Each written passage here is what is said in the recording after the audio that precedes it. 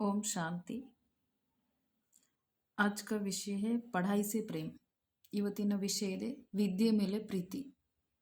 जब हम आध्यात्मिक पथ पर चल पड़ते हैं तो हमें स्वयं ही ईश्वर से बेशुमार प्यार मिलता है, जिससे हम स्वयं को अन्य हद के सहारों से मुक्त कर सकते हैं। छोटे बच्चों के समान हमें यह प्यार प्राप्त करने के लिए कुछ भी करना नहीं पड़ता है, परंतु बाद में ज्यों ज्यों हम इस पथ पर आगे बढ़ते हैं, बड़े और बलवान बनते जाते हैं, तो ईश्वर चाहते हैं कि हम अपनी बुद्धि का प्रयोग करना सीखें। वे पीछे खड़े होकर देखते हैं कि क्या बच्चा उनकी शिक्षाओं पर सही रूप से चल रहा है, क्या बच्चा रूहानी नियमों का पालन कर रहा है। वे यह जानने के लिए निरीक्षण करते हैं, चेक करते हैं कि क्या हम सही रीति से पढ़ाई पढ़कर स्वयं को बदल रहे हैं या कहीं हम सुस्त बनकर पढ़ाई में लापरवाही तो नहीं कर रहे हैं। ಇವತ್ತಿನ ವಿಷಯ ಇದೆ ಈಶ್ವರೀಯ ಪ್ರೀತಿ ಅರ್ಥಾತ್ ವಿದ್ಯೆ ಮೇಲೆ ಪ್ರೀತಿ। ನಾವು ಆಧ್ಯಾತ್ಮಿಕ ಮಾರ್ಗದಲ್ಲಿ ಯಾವಾಗ ಹೋಗೋಕ್ಕೆ ಸ್ಟಾರ್ಟ್ ಮಾಡ್ತೀರಿ ಆಗ ಸ್ವತಃವಾಗಿ ಪರಮಾತ್ಮೆಯಿಂದ ಈಶ್ವರಿಂದ ಸಾಗರಷ್ಟು ಪ್ರೀತಿ ಸಿಗೋದು। ಇದರಿಂದ ನಮಗೆ ಮತ್ತು ನಮ್ಮಿಂದ ಮತ್ತು ಅನ್ಯರ ಹದ್ದಿಂದ ಸಹಯೋಗದಿಂದ ಸಹಾರಗಳದಿಂದ ಮುಕ್ತರಾಗ್ತೀರಿ। ಅಂದರೆ ವಿನಾಶಿ ಸಹಾರದಿಂದ ವಿನಾಶಿ ಸಾಧನಗಳಿಂದ ಈಸಿಯಾಗಿ ಅಂಟದಂಗೆ ಆಗಬಹುದು।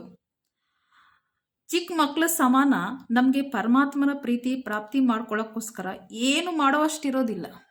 ಈಸಿಯಾಗಿ ನಮಗೆ ಪರಮಾತ್ಮನ ಪ್ರೀತಿ ಪ್ರಾಪ್ತಿ ಆಗ್ತಾ ಇರುತ್ತೆ, ಸಹಯೋಗ ಪ್ರಾಪ್ತಿ ಆಗ್ತಾ ಇರುತ್ತೆ। ಆದರೂ ಆಮೇಲೆ ನಾವು ನಿಧಾನ ಪರಮಾತ್ಮನ ಮಾರ್ಗದಲ್ಲಿ ಮುಂದುವರಿತಾ ಹೋಗ್ತೀರಿ, ಆಗ ನಾವು ಬಹಳ ದೊಡ್ಡವರು ಮತ್ತು ಅನುಭವಿಯರು ಬಲಶಾಲಿಯರಾಗ್ತೀರಿ।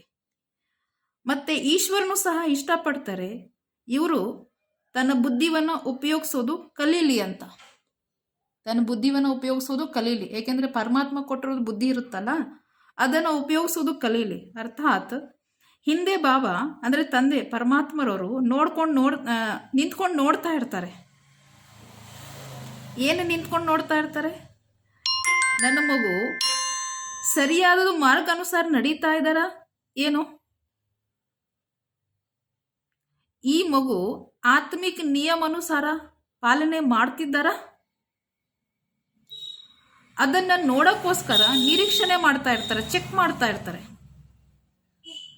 ಈ ಮಗು ಸರಿಯಾದ ದಾರಿಯಲ್ಲಿ ನಡೆದು ಆತ್ಮಿಕ ಜ್ಞಾನವನ್ನ ಪಡ್ಕೊಂಡು ಓದ್ಕೊಂಡು ತನಗೆ ತಾನೇ ಪರಿವರ್ತನೆ ಮಾಡ್ತಿದ್ದೀರಾ, ಇಲ್ಲ ಅಂದ್ರೆ ಆಯಾಸಕ್ಕೆ ವಶವಾಗಿ ಹುಡುಗಾಟಿಕೆಗೆ ವಶವಾಗಿ ವಿದ್ಯೆಯಲ್ಲಿ ಏನನ್ನ ಹುಡುಗಾಟಿಕೆ ಮಾಡ್ತಾ ಇಲ್ಲ ತಾನೆ, ಬೇಕಾಬಿಟ್ಟಿ ಮಾಡ್ತಾ ಇಲ್ಲ ತಾನೆ ಅಂತ ಪರಮಾತ್ಮ ಹಿಂದ್ಗಡೆ ನಿಂತ್ಕೊಂಡು ನೋಡ್ತಿರ್ತಾರೆ, ಶುಭ ಆಸೆನೂ ಇಟ್ಕೊಂಡಿರ್ತಾರೆ।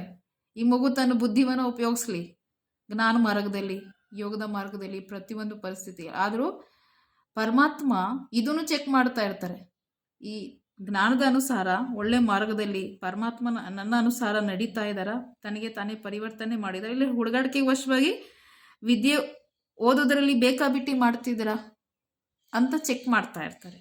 यदि मैं सही रीति से पढ़ाई नहीं पढ़ रही हूँ तो मैं ईश्वर के प्रेम पर अपना अधिकार गंवा देती हूँ।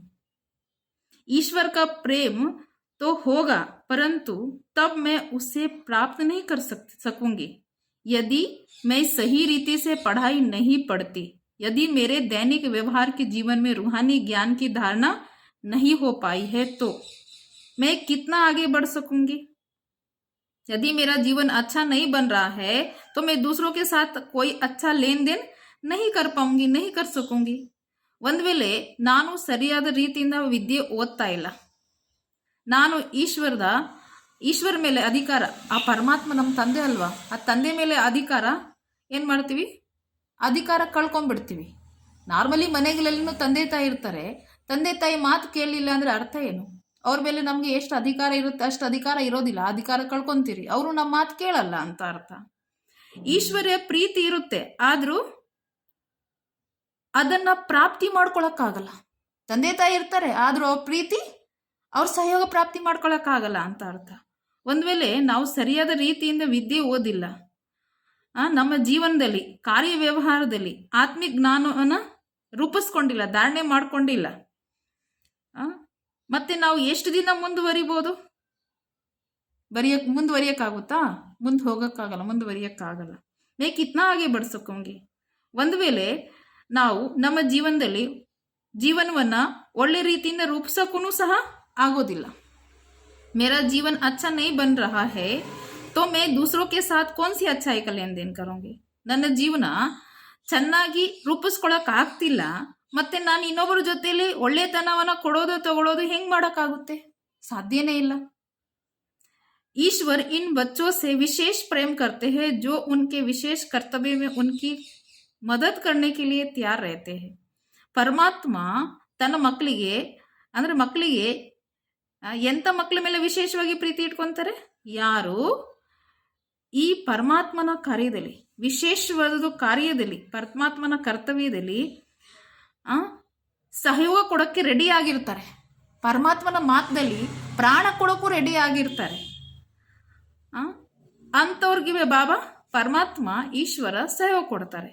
ಒಂದು ವೇಳೆ ನಾವು ಸರಿಯಾಗಿ ಓದಿಲ್ಲ ಅಂದರೆ ನನಗೆ ಈಶ್ವರ ಪ್ರೀತಿ ಹೆಂಗೆ ಸಿಗುತ್ತೆ? ಸಿಗೋಷ್ಟು ಇಲ್ಲವೇ ಇಲ್ಲ, ಸಾಧ್ಯನೇ ಇಲ್ಲ, ಸಿಗೋದಿಲ್ಲ ಅಂತ ಅರ್ಥ. यदि मैं पढ़ाई नहीं पढ़ती तो ईश्वर मुझे वो प्रेम कैसे प्रदान करेगा? वो परमात्म प्रीति कैसे मिलेगा? इसीलिए हमें विशेष परमात्मा के महावाक्य पर, परमात्मा की मुरली पर, परमात्मा की बातों पर ध्यान देने की जरूरत है. ಯಾಕೆಂದರೆ ಅದಕ್ಕೋಸ್ಕರ ನಾವು ಪರಮಾತ್ಮನ ಮಹಾವಾಕ್ಯ ಬಗ್ಗೆ, ಪರಮಾತ್ಮನ ಮಾತಿನ ಬಗ್ಗೆ, ಪರಮಾತ್ಮರವ್ರದ್ದು